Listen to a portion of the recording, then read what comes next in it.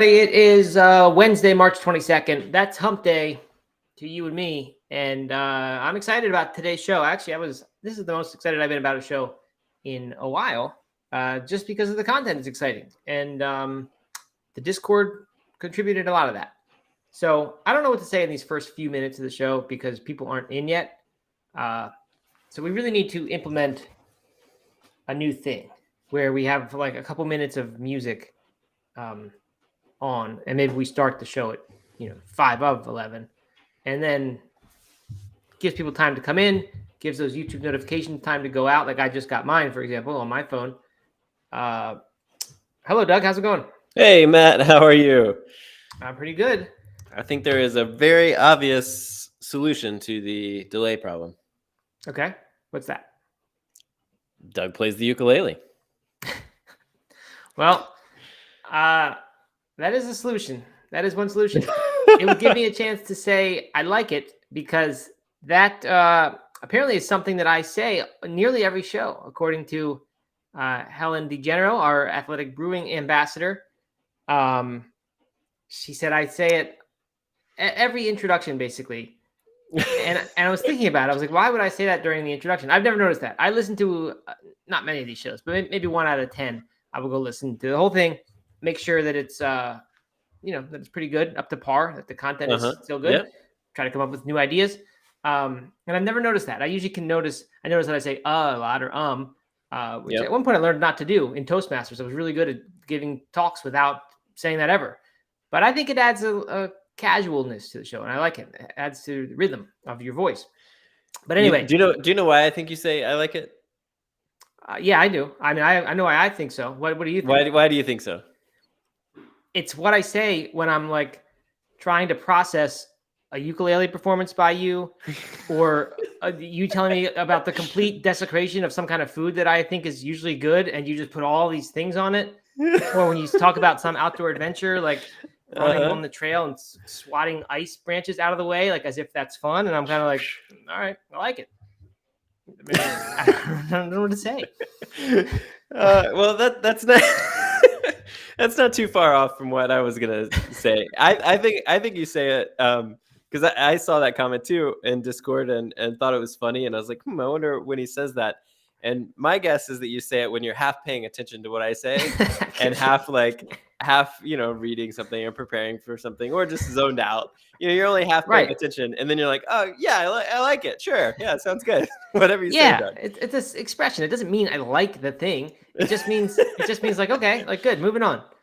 Oh, it means you don't like it? I always internalize it as like, oh, you really appreciated what I had to say. It's a polite thing. Scott Mulholland points that out right now. He says, "This Matt's a polite go-to." Yeah, it's kind of like a nice thing to say. Doesn't offend anybody, and then we move on. So I'm gonna listen for it, and I'm gonna call you out on it. If it's clear you're not actually sure what I'm talking about, and I'm gonna call you out on it. Yeah, that does happen. It's part of running a live show. We both sometimes have to. Yeah, of course, do some other work. I miss half the weather report usually. Yeah, so yeah, that's okay. But you are here on time today. You remembered the show. We're not inconveniencing you or something with no. This. Okay, good. That's good. I'm happy to be here. Excited to be here.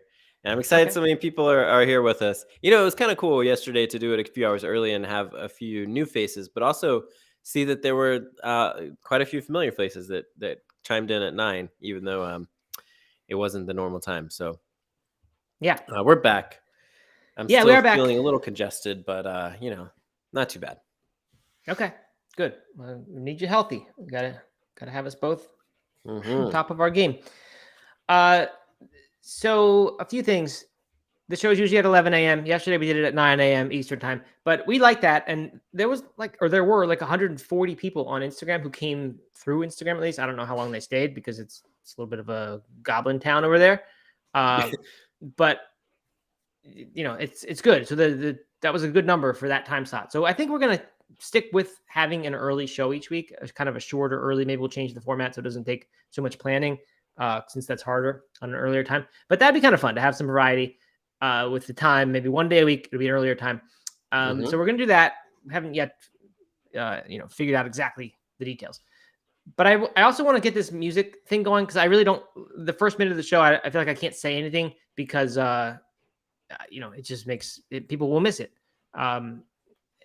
because I have to wait for people to come in. So I don't know. I think the music thing might be good. So if you start getting a notification and then you get here and it's music, that's what's going on. It won't be too long, but I think it's a good thing. Yeah, I think you're probably right. That at least 30 seconds or something. Yeah. Hey, a couple of housekeeping things before we move on. If you're over on YouTube, be sure and subscribe to our YouTube channel and like the video to help Yes. up that And algorithm. not just subscribe, but when you subscribe, you turn the notifications on and say all, right? There's personalized, which I think is when you get mentioned by us, which won't really happen. So just put all so that you get notifications when we go live. That's the handful of things that I follow on YouTube. It's the only way I can know I'll get this stuff is if I subscribe and put the alerts on. Yep. If you're listening to us on the podcast, be sure and like or follow the show, subscribe to the show on iTunes or Spotify, or wherever you listen. Give us a rating. Those 5 stars are where it's at. And if you are listening anywhere, I guess I should say, we should thank our sponsor of the podcast, the company that makes this all work for us, Complement, which is, of course, our supplement, our nutrient company. Go to lovecomplement.com to learn more. We got a sweepstakes going on. We have some upcoming promos happening, and we'll be sure to post all about those in the Discord, along with some special PBJ Discord discounts that aren't available to anyone else. So definitely support Complement. We're happy that they support the show. Yes, very good. And finally, last bit of housekeeping. You put the YouTube link in Instagram. It's there, youtube.com/NoMeatAthlete. That's how you get over to YouTube, where the sound is better and the activity is better. And finally, NoMeatAthlete.com/Discord is how you can access our community for the listeners of this show. And that community continues to amaze me with how the activity and the quality of the activity. I planned this morning's show, and then I went in there just to kind of see what little things we could add in to spice it up. And people had basically done the planning for me. They got some big news about cultivated meat, which I had found. Apparently that came last night that Natalia had discovered. And then there's a good lentil article that I put into the show, changed the plan to put it in because someone else had found that one. That someone else, I think, is Monica. And a bunch more. Bianca asked a question, which we're going to answer in just a minute. I mean, it's just a ton of great activity, and it's really great. I mean, I was on the road yesterday in Asheville. I didn't go to the Discord at all. So it's not like people are requiring us for the activity. It's exactly what we want people to connect outside the showtime, and it's wonderful. So check that out, NoMeatAthlete.com/Discord. Speaking of my trip to Asheville, Doug, I drove through Black Mountain, stopped there, had to get gas, actually. And that was kind of cool. Thought I was a few minutes from you, and I thought this is what the town looks like under Doug's reign, under his rule. And it was a little shoddy gas station. I thought this isn't great. Oh, come on. It was like Biffville in Back to the Future 2. Oh, when they show up. Come on. Actually, it was fine. That means that's the nature of the kind of gas station that I stopped at. Bathrooms were nice and clean though, and I thought that reflected well on you. That's good. Yeah, but I was driving to a doctor's appointment. On the way though, I got results from another doctor's appointment not a doctor's, a blood work, which I had done, and I had mentioned it on the show that I've gotten 2 pretty bad ones in a row. In October of last year, I did one, and that was like at the peak of us talking about the plant meats and all that, and I was eating the peak of my eating of them too, for sure. And then that was the one item before that was like a year and a half prior. And that one had been like the first I'd done it in many years. And it was like 10 months into the COVID lockdown. So you can imagine how I had been eating and drinking and exercising during that period. And that wasn't good either. So it really wasn't good at all. And I was kind of concerned. I had this heart health issues history. And it was kind of depressing. I was kind of thinking like, wow, like maybe, you just can't really, no matter how well you eat, you can't really outrun your genetics, and it's just what I'm dealing with. And I'm always going to have heart health issues. I got my numbers back, and like, they're really, really great. I was so excited because, and I mean, I have to imagine it's because of what I did for the first part of this year, where I probably first and foremost cut out the vegan meats. I think that was the number one thing. Not positive, just guessing here. And the other thing is exercising every day. So here's just a small sampling. My triglycerides went from 192 down to 109. So Awesome. that's crazy. I think that number does move. I think it's subject to a lot of noise. Maybe a lot of alcohol will put it up. Mhm. So who knows? Total cholesterol down from 185 down to 151. My low or the HDL, the one that you don't want to be too high. I think I got that down to my lowest I've ever had it. Not finding it right in front of me right now, but it doesn't really matter. 118, right? Looking at the numbers, 118. That's Oh, wait. non-HDL cholesterol. So I Oh, don't know. the HDL. I see. 33. That was 33 I don't know. HDL. That's low. That's my one number that's not so great. You want that to be high. It's not. LDL 97 compared to LDL. Got it. 122 last Just time. throwing out a bunch of numbers. Yeah. So anyway, I still have some other numbers that haven't come in yet, but I was just so excited. Like I was in such a good mood after that because I Awesome. thought, hey, I don't know. It was like mainly I was happy because I was proud of having done stuff to change it. Yeah. And I mean, I'm not gonna like assume here that this is the entire story and the problem is solved.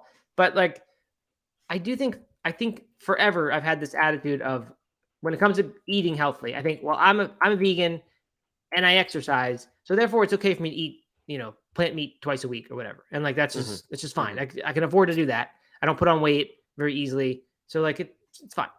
And at the same time, I often think when I go through periods where I'm not exercising, I think, I don't need to exercise because I eat really healthily and I always maintain decent shape again because I don't put on too much weight. So like I can always go out and run if I had to. So I don't know. I think those are sort of both excuses and they're using each other, right? I use the fact that I'm fit and healthy not to have to eat so well, and use the fact that I eat so well not to have to go exercise that much. And I ended up in the middle of not doing great with either one. So it was really good for me to have had this exercising every day and not eating vegan meat for the first month, which really kept going really nicely into the rest of the since then. I usually have it less than once a week now. So I don't know. I'm just quite happy, and I thought I'd report it here because it was mainly because it would prove to me that you can actually change stuff by doing some activity. If you had to connect it to one change you made, what would you say? I think it's the diet. I'm pretty sure it's the diet change. That would just be my guess. I don't know why, but I guess my sense is I can't imagine this weight training is doing that much for heart health. I'm sure it's not hurting it, but it's not like I'm doing a whole lot of cardiovascular work. But my diet has gotten really healthy. I've just really cut out, including like not just the plant meats, but somehow with that, I just make less indulgent meals. I don't eat pasta as much, and I don't know, just eat better. So it's interesting that like this show has really impacted all that stuff. Like it first got me eating a lot more plant meat, and then that's what sort of made me stop. And then the exercise thing came as just wanting to have a resolution for the purposes of the show. So anyway, I'm grateful. I don't know. I think it's cool. Yeah. So basically, if you were looking to do one thing to improve your blood work, your heart health, then start a podcast. Start a podcast. Yep. Exactly. Good. I mean, it's not. It wouldn't be a terrible idea, right? Start some sort of platform about your health or about health, if you want a motivation. Anyway, no, I think this is great, Matt. Congratulations. Thank you. Awesome. Appreciate it. Yeah, I'm excited. Keep it up. There's a comment over on Instagram about if we ever use the service for health biomarker assessments. They're looking at Insight Tracker. Was this part of Insight or was this? No, this was go do blood work at the place, not an at-home testing. Just Quest Labs and Ulta, I think it's Ulta. Yeah, I mean, good spot to advertise that we have a health at-home lab test thing for specializing right now in plant-based nutrients. So like if I want to test omega-3s or vitamin D or B12, I would use Insight for that, which is at-home testing. So there's that. How can people check that out? Lovecomplement.com/insight, I think. I love Complement. If you just go to lovecomplement.com and on the homepage there, it's a giant graphic for Insight. And so, Insight, it does we do the biomarker testing at home, send it off to a lab, have an RD review the results with you, and then recommend certain nutrients based on your actual results. So it's a really cool service that we're just in the beginning phases of rolling out, but it is absolutely out, and people are using it and seeing some major adjustments to their diet and nutrients, and which is really, really cool. So check that out if you're interested in some sort of more precision nutrition type thing. I like it. We didn't plant that. I wasn't going to bring up insight with these. That wasn't why you talked about your blood work, but No. we had the question, so we had the answer, Yeah, just proves we make good products because people ask questions that lead right into them. So Yeah. that's how we come up with product ideas, perhaps. Okay, so Dale Stevens says Doug should run for mayor. I'd like to see that. And if you are an opposing mayoral candidate, just get in touch with me and I can hook you up with any original show footage raw that you might need, unedited. So that could help you a lot. People are saying, way to go. Thank you. Appreciate the congrats about the blood work.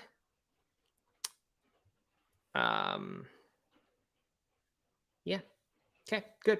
All right. Yeah. So as promised, we've got a question from Bianca here. She also sent us a mushroom report, by the way, which I appreciate. Anyone who wants, send us stuff all the time. Email. I guess not everyone has our emails, but if you send us the compliment support or whatever, we'll get it. Plant-based morning show on Instagram. You can always DM us stuff, and we'll try to include it into the show if it's relevant. Anyway, Bianca wrote a question for us yesterday. I was saying no one's asking questions of us. I thought we were respected authorities. Apparently not, because no one's asking questions. So Bianca did us a favor and asked one. She said she's doing a 24-hour 50K race next month called Death by 5K. You do a 5K every 2.5 hours, and you can rest after each one for whatever time you have left before the next one starts. Never done a race like this and would love some tips for fueling. What are some of y'all favorite snacks for 24-hour or longer races? Also doing a first 50 miler in May. That's exciting. We knew about that, but I'm glad to hear. Forgot it was so close. I figure you can test out some snacks during the 24-hour race. Yeah, that's a good idea. I mean, I tested for my 100 with a 12-hour Black Mountain Monster race around loops, and it just felt like an easy way to test because you get that check-in every lap to grab something new or whatever. So kind of good controlled environment. This sounds sort of familiar, Doug. Have you heard of things like this before? So this one is a little unique. I've it's the kind of, I forget what you call them. The last man standing races are really popular right now, where you you do either a mile or maybe like a mile and a half an hour or something like that. Right. Or maybe a 5K an hour. And it's you have to, as long as you start the next loop within an hour. It's like a power hour. It's like a drinking power hour, right? You have exactly a minute to get that beer. Yeah. Right. Okay. And, so those are real popular right now. This is definitely a different twist. So 5K every 2.5 hours. That is a pretty long break in between. I mean, you'd have to be going super slow to come anywhere close to that. What's different about this one is, I mean, you could do the 5K in 40 minutes or 45 minutes, maybe a casual 5K. Right. And you'd still have over an hour and 45 minutes. It's like a Ragnar rest and eat. I mean, you could, yeah, exactly. Like a Ragnar. So, maybe it's closer to a Ragnar than it is to a last man standing where you only have an hour in between each loop. Because I mean, you could digest some serious food in that hour and 45 minutes, which is a little different than maybe like a typical 24-hour race, like what you did or a 12-hour race with like Black Mountain Monster or a 100-miler, something like that. So I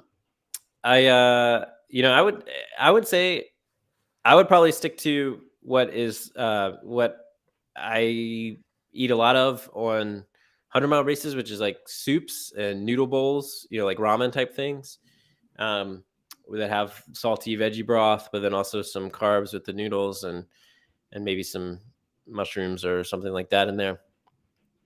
But within an hour and 45 minutes, I mean, picking out a burrito over time would not be a bad idea. I don't know. I think you kind of have eat whatever feels good to you is probably what I would suggest, and get some rest in there, some sleep. Yeah, I mean, this is interesting. Like, there's lots of ways you could approach this. You could also, you probably could just walk, right? You could just, and you wouldn't have many rests, but right, you could walk a 5K in 2.5 hours for sure. So then you just have to keep doing that, and that makes sense, right? You can cover 50K in 24 hours by just probably walking consistently. but I think Bianca probably wants to use it as like she said, practice for the 100-miler. So Uh-huh. I think what you said, go at a slow pace, and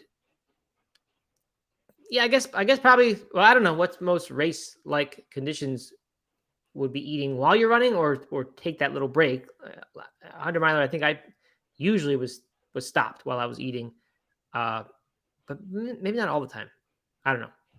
So Yeah, I mean, you definitely. I mean, I would stop at an aid station and eat a little bit, but then maybe take a quarter of a sandwich to go, or do something like that. right.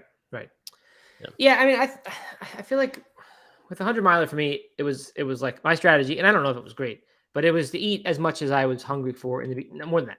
Eat consistently in the beginning because I knew later I would not want food, so I might as well just get it in when I can Yeah, handle it. that's right. And so I would say if you're going to have that strategy, Bianca, for your 50, it kind of applies for the 50 as well. Then this might be a time to practice that. So I would just sort of keep eating at the beginning, even though you may not need that much fuel for 50K in 24 hours, but it wouldn't hurt to practice it. So I don't know. Yeah, I don't really have great advice. I don't know. I mean, especially with trying to rehearse for your 100, but also, or for your 50, but also do well in this. Yeah, this is definitely a new style of race for sure, a different style. But I mean, I think the hardest part is going to be the mental side of it. You know, when you're 18 hours into this thing and you're having to run another Right. 5K and you're tired and your legs are sore and all that stuff. So it's going to be good mental training, I think, for sure. Bianca's going to start drinking beer at that point, I bet. Yeah, Depending on the atmosphere of the place. I mean, that might be what happens. right. I mean, I wouldn't put it past myself to do that. Right. Yeah. Yeah, that's cool. Steven asked if you could run 2 5Ks and take a longer break. I don't think so. I think you have to run a 5K every 2.5 hours. Yeah, I think that's right. Haven't you done a power hour, Steven? Actually, I don't know. In a power hour, can you get ahead? Can you do? I don't think so. I don't either. I don't think so. All right. So that's that. Thank you, Bianca. Keep those questions coming. There's a whole channel in those in Discord. NoMeatAthlete.com/Discord if you want to join the fun. Bianca, as I said, also sent us a mushroom report showing 6% estimated growth rate from now till 2028. And the Netherlands, Steven's country, is the highest per capita consumer of mushrooms. So integral part of Year of the Mushroom would be getting the Netherlands to keep that going. Yeah. Which is very important to you this year of the mushroom. Since I know it is back up. Yeah. No, I brought up mushrooms just a minute ago. Okay. Yeah, you did. I told Bianca she should eat some mushrooms. That's right. Okay, good. You ready for this weather report? I got some good stuff today. I am ready for the weather report. Okay. Yeah, I like it. Here we go. This is from Natalia from the Discord. In a historic milestone, cultivated meat startup Good Meat, makers of Doug's favorite Just Egg, and a subsidiary of Eat Just, who is the makers of the Just Egg, they announced they received a no questions letter from the U.S. FDA as part of the agency's pre-market review process. I'm reading this from vegeconomist.com, by the way. It's the first time a cultivated meat product has received regulatory approval on multiple continents. So I guess that's the historical significance of this. Even though they're not the first ones to get it in the U.S., that was Upside Foods, as we talked about a few months ago. So now 2 companies have FDA approval. I guess it's approval. It's no questions letter. So I think that's approval. I think there's still USDA or something to get. So this isn't full green light to start producing, but or start selling, but moving in that direction. So it's not going to be long till we can get that cultivated meat and be like Cory Booker and get to try it. Right. Norwich City in the UK has become the latest council there to recognize or to sign the plant-based treaty. Edinburgh and Haywards Heath in the UK have already done it. We talked earlier this year, or I guess it was last year, about how Los Angeles had joined, and several other cities have done now. So that's kind of cool. PETA has acquired stock in Anheuser-Busch, parent company InBev. No, sorry, Anheuser-Busch InBev, the parent company of Budweiser. Sounds like an odd move for PETA to do, but it's a strategy. It'll get them into the boardroom apparently to help them bring the issue of Clydesdale horse abuse to said boardroom. So they've used those horses all the time in Super Bowl ads, and I assume many more ads, the big Budweiser Clydesdales. But apparently, according to PETA, the company amputates the tailbones of the horses when they're still foals. Budweiser has claimed that the horses have their hair trimmed, but an undercover investigation found that that two members from Budweiser's breeding and training facilities admitted that the tails are permanently severed at the tailbone. So that is bad, of course. But Plant-Based News has reported that the PETA has found their way in. I like this. Wow. I like this kind of. Yeah. I don't know how many shares you need to own to get a seat at that I would boardroom imagine table. a lot, right? I really don't know. Maybe it's one. Maybe it's saying bring the abuse to the boardroom. That doesn't necessarily mean PETA gets to show up in a suit with everybody else there. It could just mean that now they get to vote, and somewhere written in will be this thing about horses. I don't know. Yeah. All right, from our colleague Conrad, our Amazon guy over at Compliment, Fogo de Chao, the internationally renowned restaurant from Brazil, has expanded their menu to include plant-based and nutrient-dense dishes, along with some non-alcoholic craft cocktails. So they're bringing. Let's see. By the way, they already have a cauliflower steak there, so that's surprising to me. When I read this, I thought, well, this is cool, but now we can eat at Fogo de Chao, where you wouldn't consider going before. It's one of those places where I think they have the huge steak cuts they bring to your table, and you have to pick which one you want. But they already had a cauliflower steak. Well, now they have a seared tofu with miso, black bean pasta, and a roasted power vegetable bowl, plus like a market table a la carte kind of menu where you can get lots more plant-based items that I saw. So it's kind of cool. Good. I don't know. Way to go. I ate at Fogo one time when I was vegetarian. I still lived in DC. I went to a birthday party at Fogo de Chao, and they had a huge, massive salad bar, like with all kinds of different salads. I ate an enormous amount of food that night, and felt totally satisfied. Of course, you're still having to sit at a table where they're bringing out huge slabs of meat and cutting it right in front of you. You need to politely write a letter to the host asking to have a seat where you don't view the. You don't have to view the stuff. It would be impossible. It'd be impossible at Fogo because they're just putting it in your face all the time, and the plate's full of bones, and the amount of food that people eat, the amount of meat that people eat at that place is absurd. But I was very pleasantly surprised as a vegetarian. I don't know how many of those salads were vegan, because a lot of them were like pre-made. Right. But at the time, I was incredibly impressed by how good the salad bar was. And now to add these in, I think it's a great thing. I think it's just one of those things that, you're going to find yourself at some point. If you live in a city with a Fogo de Chao, or if you're going to going on vacation, you're with a big group of people and they want to eat there, or something like that, then, there's going to be a time when you might find yourself at a restaurant like this. And you just have to kind of grit your teeth and turn a blind eye to everything that's all the meat that's being consumed around you. But to now have a more food available to you, I think is a positive thing.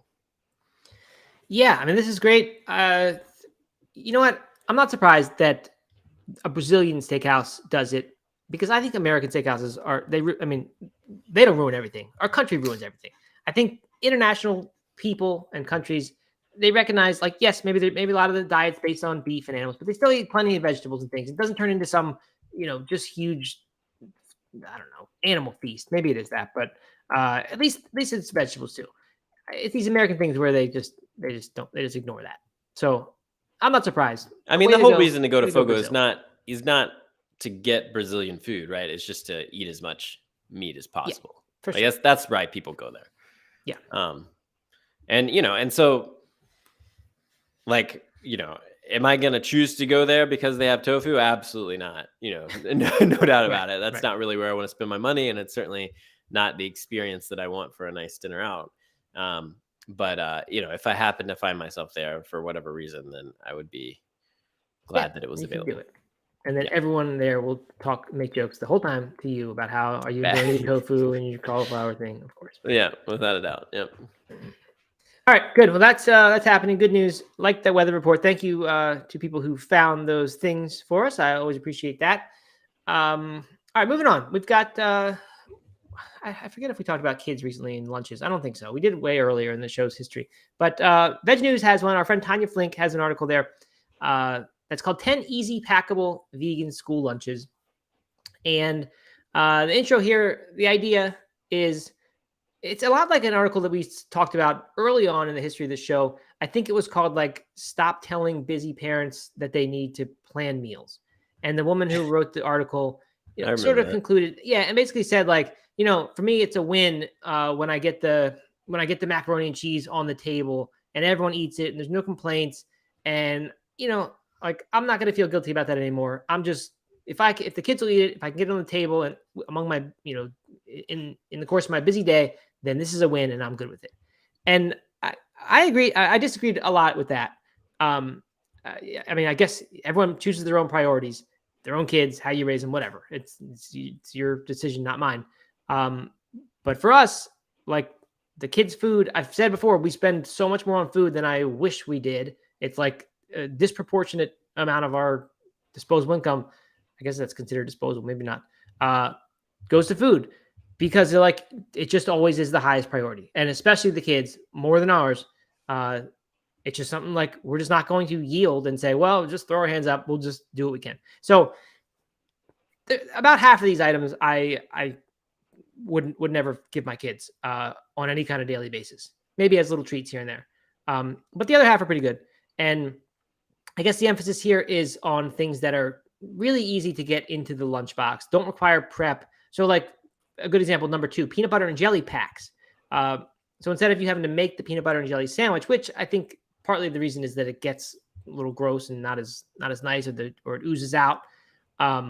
Here, this little, it comes in a pack, and the kids can, with their own bread, make their own peanut butter and jelly at lunch, fresh and good. So that's kind of a good convenience, easy thing. But anyway, it's just sort of a big philosophy thing, like how do you do it? She does at the start of this article put a part that I really like, which says, if it were up to kids, most of them would opt for sugary drinks and treats come lunchtime. But obviously that's not good. And then she says, fruits and healthy snacks like popcorn, pretzel sticks, and nut butters make for great lunchtime snacks that won't cause a sugar overload. Sandwiches made with vegan deli meats at the top. Made with vegan deli meats, dairy-free cheese sticks. I don't know about that one. And even single-serve cartons of plant milks won't just help your kids feel satisfied, also feel like they aren't missing out. So I think that's the important part that's easy to miss. Like, first and foremost, when it comes to packing the kids' lunch, or have your kids pack their own lunch. Like my daughter, who's in 4th grade, she does her own lunch every morning, and she likes it. It's good. But like, fruit is not on this list. But fruit is the perfect packable snack. It just goes in. There's no need to prep anything in some of the fruits. Some you might need to chop to fit in the box or whatever. But like that's where you should be focusing, in my opinion. Or nuts that don't need anything at all. Just put some nuts in a bag or in the box or whatever. Popcorn's a pretty good choice too. Like this is where you should build the foundation of that lunch. And then this other stuff that makes this list a little bit here and there is good. But otherwise, I don't know. I just don't think it should be the focus. And good for Tanya for pointing that out in the beginning of the article. That like this other actual whole food is where you make the foundation. Right.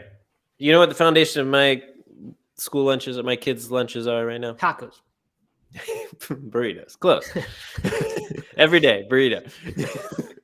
Is it really? No. Oh, okay. I thought you were serious. That'd be great if it was. No. So we have one of those. I think probably pictured. Here, a lunchbox kind of like that with the different sections in it. Mm-hmm. And one of them is an apple, a whole apple. Yep. Or cut up, but it would create a whole apple. And then the other one is bean salad with a little bit of dressing on top of it.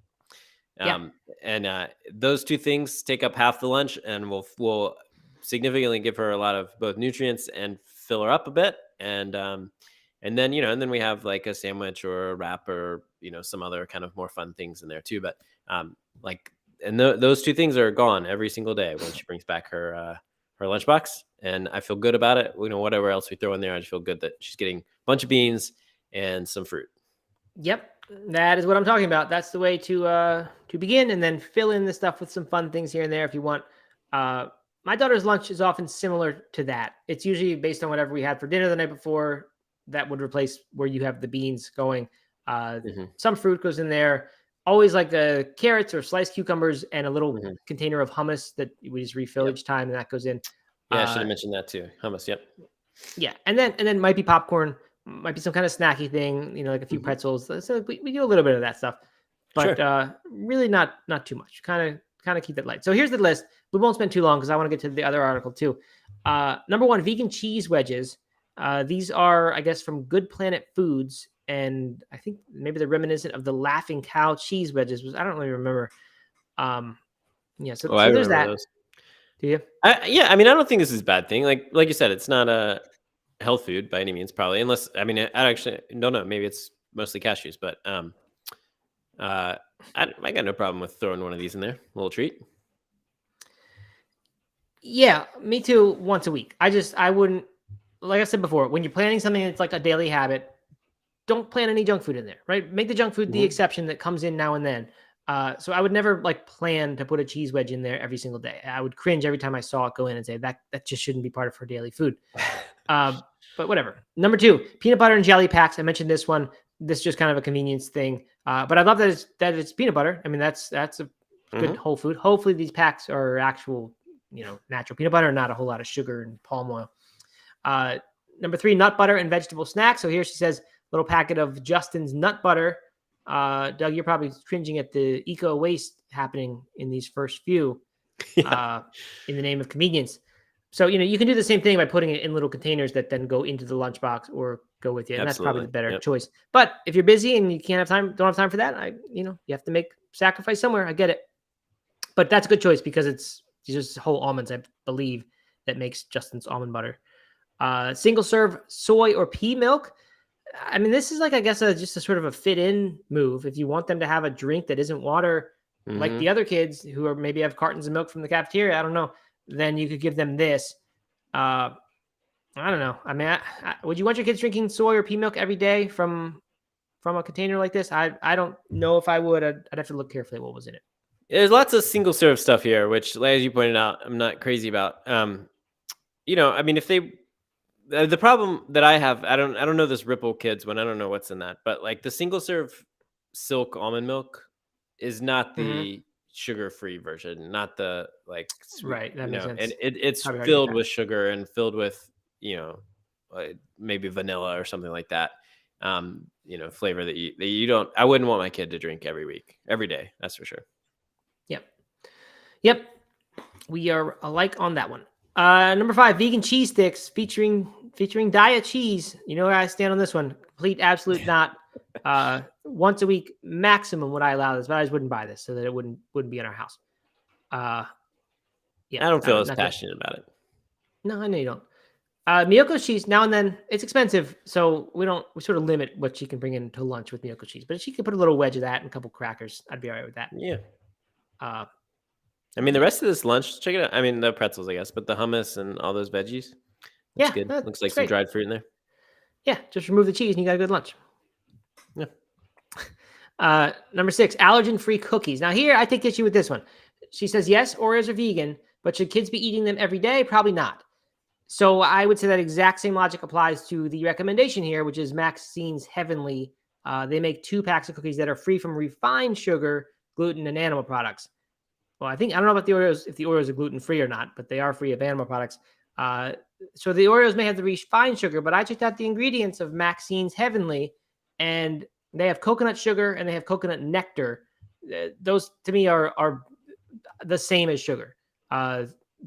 You could argue a little bit about being just slightly better, but that's going to take an argument. And I've seen some decent articles suggesting that it is not different at all to your body. So same thing to me. You're just giving them sugar if you do this.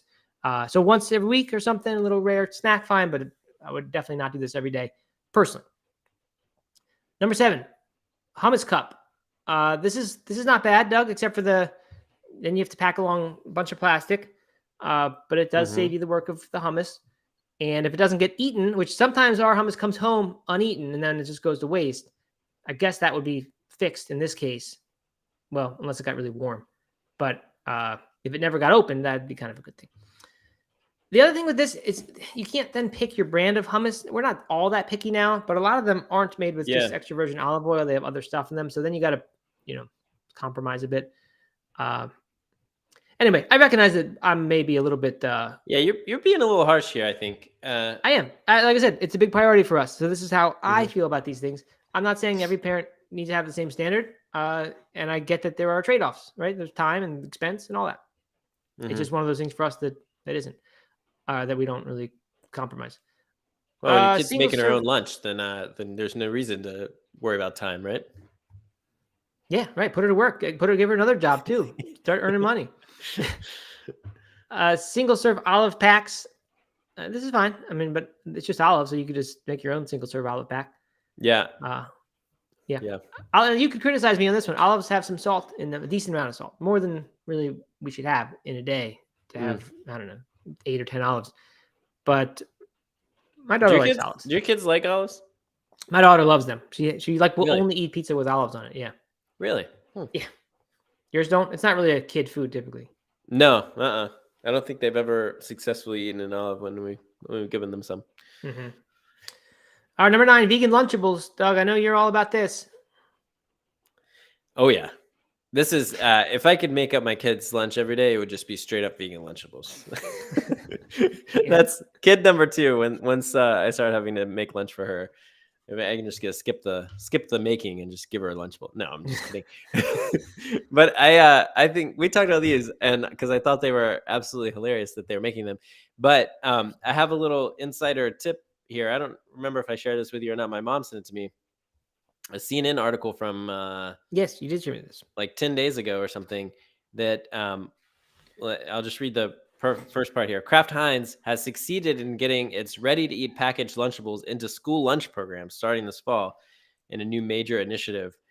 They are actually giving schools Lunchables to give out to kids, which is just absolutely crazy, mind-blowing, and disappointing to me. I mean, Lunchables built for schools. It's literally crackers, cheese, and ham, or that like make your own pizza thing with the like Right. sauce and cheese. And then like the fact that this is something that a company would be bragging about is crazy to me. I mean, I think the logic probably is, a ham sandwich is healthy, so this is basically a ham sandwich. And if I mean, I guess that's the case. So I don't know. You think, is this worse than a ham sandwich? It is, because you can't pick. Yeah, totally. Right. Yeah, and the same as the vegan Lunchables. My problem here, like, so vegan Lunchables is number 9. Number 10 is Tofurkey plant-based deli slices used to make a sandwich. If you're making your sandwich, you can pick the cheese if you're going to have it, and you can pick the vegan meat if you're going to have it. Well, I guess you're going to have something. And like the Tofurkey does a pretty good job. Like theirs is pretty healthy lunch meat, so I would not mind my kids having that, maybe even every day. But with the vegan Lunchables, I have no idea what that stuff is made out of, and so I'd have to look. And the problem is, you only get the one choice. It's not like you chop around and get the best one. So that's probably the same goes for the omnivore versions of the Lunchables going into school lunches. Oh, of course, yeah. It's not some high quality meat that is free of whatever. I don't know what the problems are with meat, but with hormones and all that. So yeah, I mean, you're right. It's these deli slices though. I'm not opposed to these. No, I'm not either. They're largely tofu and wheat gluten. This brand. There are other brands I wouldn't do. Yeah. I wouldn't give them textured protein every single day by any means. And some of these things, number 1 ingredient is soy protein isolate, so I wouldn't do that. But these are tofu and wheat gluten, I believe. So I'm good with that. So there you go. That's the kids' lunch list. Now you know where we stand. Yeah, I mean, look, I think these lists are good because they demonstrate that you can feed your kid a plant-based lunch, without much problem. I think as people are pointing out in the comments here, and as we've said, the biggest issue that I have with this particular list, and I'm not trying to bash the list. I think it's good that it was written, but is the amount of single serve stuff. Every single one of these, pretty much. And I know they're probably intentionally trying to call out some brands and some products that you can go to the store and buy right away. But, having hummus in a little jar, having peanut butter or nut butter in a little jar, having olives that you can just pull out, or the deli slices. I mean, this stuff is those are all good things to put in a pack and a lunch, and easy and inexpensive. And as soon as you start doing all the single serve stuff, then it's quite a bit more expensive, and Mhm. also of course there's the waste involved with that. But and that's not really the point of the article. So Yeah. No, I mean, I think to me, the best use of this article is do what she says at the beginning. And I didn't mention that when she says peanut butter or the Justin's peanut butter, like she says, put that with celery. So you have, Yeah, it's on a log, right? So she's saying put vegetables in it, just good old vegetables, not in a package, just vegetables. Mhm. So, and she said that, right? You make it with that. And then maybe one of these items every day goes in. I don't know. And it comes down to priorities, right? If your number one thing, because you have two parents who work and you've got plenty of money but not that much time, Yeah. then you're gonna default to more things that aren't eco-friendly. That better not also be one of your big values, or else then you got to figure something else out. You just But hire a chef. yeah, right. So I mean, yeah, typically you're making a compromise one way or the other. It's either time or money or eco-unfriendly. Uh-huh. But you flex in one direction and keep the others strong. Yeah. So there you go. All right, good. Love it. It's good to have another veg news article. We haven't had one in a while, so You're right. Yeah, I've been putting those in the weather report sometimes. yeah. Okay, so we have another article. I think we shouldn't get to it. Yesterday we did a whole hour, so we'll save that for tomorrow. It's about lentils, which interesting food. Lentils. We actually just made a big pot of lentils for the first time in years, and it's still in our refrigerator because nobody wants lentils in our house. We're just not interested in lentils. So we use them in one thing, lentil-aroni, where they were fine. But then I don't know how to use up a pot of lentils. Like we go through beans like crazy. Every week we'll make a pot and it's gone in by like Wednesday or Thursday. But lentils, I don't know what to do with. Yeah, Robert, I'm excited about this article because I'm kind of on a lentil kick right now. I know you are. You called lentil soup the world's perfect food or something like that. I did, yeah, and so I'm excited for us to get into this lentil article tomorrow. I was excited about it for today, but yeah, but I think we got to keep the show to a reasonable length, especially if we're trying to cram in all these new things from the Discord, which I like. They add a lot of color to the show and it's fun. So please keep that stuff coming. Monica, we will get to your lentils article tomorrow. Feel free to contribute another one, and we'll add it to the backlog. A couple final comments before we go out. James points out that it sounds like a lot of us are speaking from a place of privilege of working single jobs, having time to devote to lunch making each day, etc. These options are of value to those who have less time, for sure. Yeah, absolutely. Yeah, I think we said that, right? I said if you had money, then these would be good options. And then Mr. Jeffrey, I think, rightly points out that you say like it, I say love it, which I think is a perfect reflection of our personalities. That's true. Yeah. All right. Sounds good. Thanks everyone. Thanks for the comments. Appreciate them. Yeah, this is good. Good show. Good content. We'll be back tomorrow for Thursday. So if Wednesday was good, if Hump Day was good, you don't know what's coming on Thursday, baby. That's right. That's right. All right. Sounds good. We will talk to you then. Bye-bye. Okay. Bye.